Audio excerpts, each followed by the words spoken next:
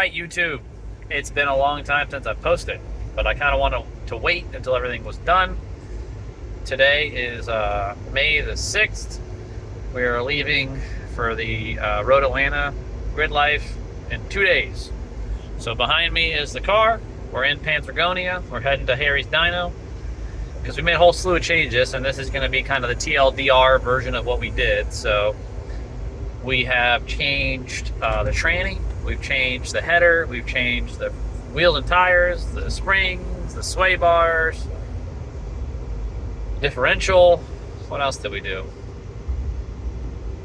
Did some splitter work, did some rear wing work. Big amount of changes, but we're hoping, and I'll show you the next thing about the header, we're hoping that we're going to go to this dyno today and we're going to pick up 15 horsepower. Because apparently my super badass long tube is probably too long for this motor. So maybe I'll put that at the end of the video, but either way, this is kind of the whole rundown of everything we've done over the last month since CMP. And the list just gets longer because, you know, nobody wants to run 17th. I especially don't. I want the car to be better. I know I can drive the hell out of it if it does what I want it to, so hopefully, you know, I'll get this video out today, and then the Road Atlanta stuff that you'll see on Instagram will be all good news. They got over 50 cars registered for the class, so that's a lot.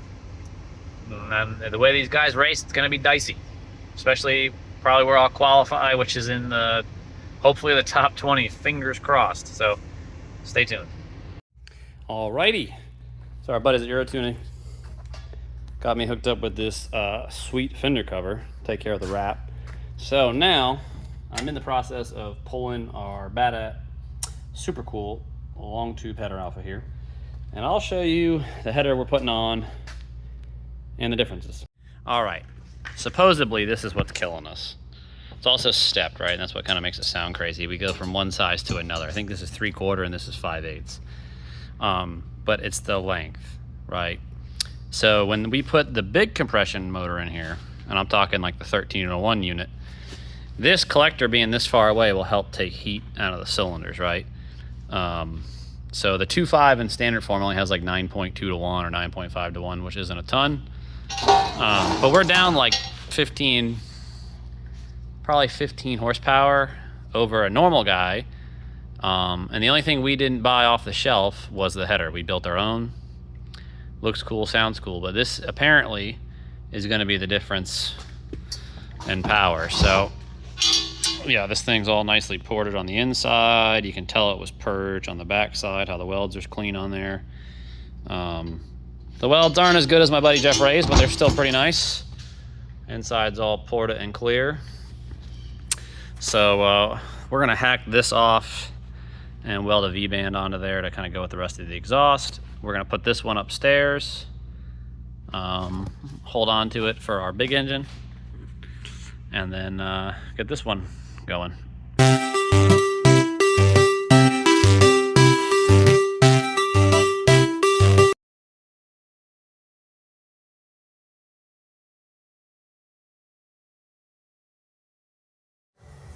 All right, so camber adjustment. This is how much ride height adjustment I have still. So we rebuilt the axle. You see I got a bunch of stuff loose because I put a new hub in it and check the bearings and all that stuff. I got to go through, and you see all our paint pen marks. There's nothing here. I got to go through and do all that.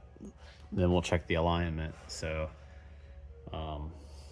get that all done and then move on to the next part.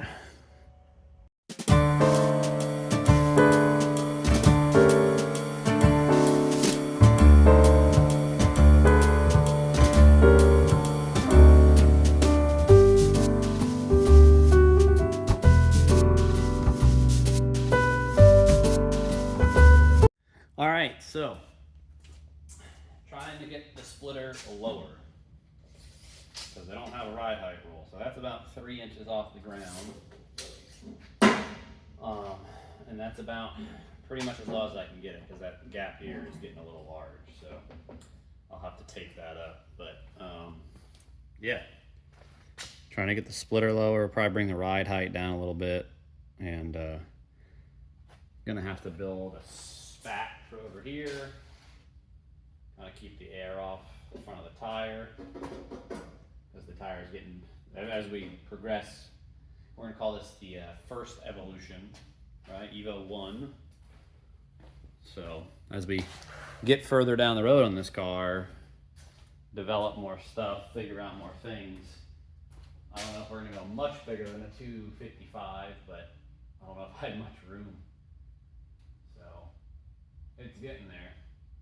So now I gotta figure out splitter mounts and see what that looks like, and then we'll do all that. All right, well, shout out to ESM. They hooked it up here. So you need sidewall to be stretched a little bit, right? Because you want it to stiffen the sidewall. You want to take tire slip angle out, because it's not a slick tire, so you're always dealing with it. So we've changed to the R660 Plus from Falcon. I was in contact with the guys at ESM because this bolt pattern really limits us to what we can have or run. So this is a 4x100 ESM, and they custom drilled it because it's a 17x10. So it's getting us where we need to go. We're going to a 235 in the back. We're using that Grid Life tire stagger rule. Go wider in the front, skinnier in the back. But the funny thing, and maybe I won't even say anything about it, but the 235 Falcon, when compared to the 235 Hankook, is or the 235 Kumo, there's a little bit of difference there, and I think the Falcon is the winner in that one. So anyways, signing off today. About all I can get done without some fab work. So shout out to Euro Tuning, shout out to Liquid Moly. We changed the oil, obviously, transmission fluid, brake fluid, all that stuff is fresh for the next event.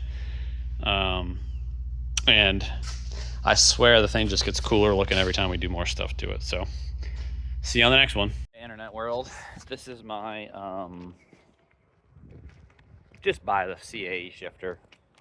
I bought this Revin one, which is exactly like a Cooler Works and all that shit, and there ain't no instructions on the internet for any of this stuff, so I'm kind of figuring it out.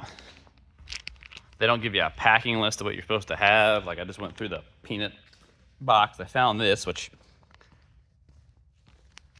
excuse me, I got no idea where it goes, and I got to put the stock stuff back on the shifter in here, because you probably don't want a 95% shorter throw, but the shifter looks cool. But boy, is it being a pain in the butt.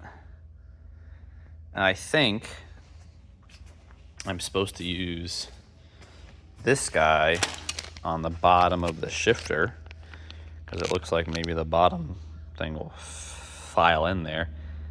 But that's gonna make the thing really long, so I don't know. Like I said, no instructions, so maybe once I figure it out, I'll make a separate video on how you do this. And also, who doesn't like a Turbo S, man? Especially a 996. Beautiful car. Also, made a lot of progress on the GTR. Fuel system's almost all done. Radium makes the nicest stuff. Just coming along. Might try to run that thing by the end of the week. And she's connected to the rest of the exhaust. The new tranny's in. Lightweight flywheel definitely makes it rev up faster. I just took it for its maiden voyage around the block. Nothing fell off. Definitely needs a retune. Got the stock shifter to work. And by stock shifter, I mean this cable's just real tight. But I'm not re-drilling all that and all that. But it's in there. Hopefully we go to the dyno. Time is of the essence. Keep my progressing. Time is of the essence. But have you seen my rising?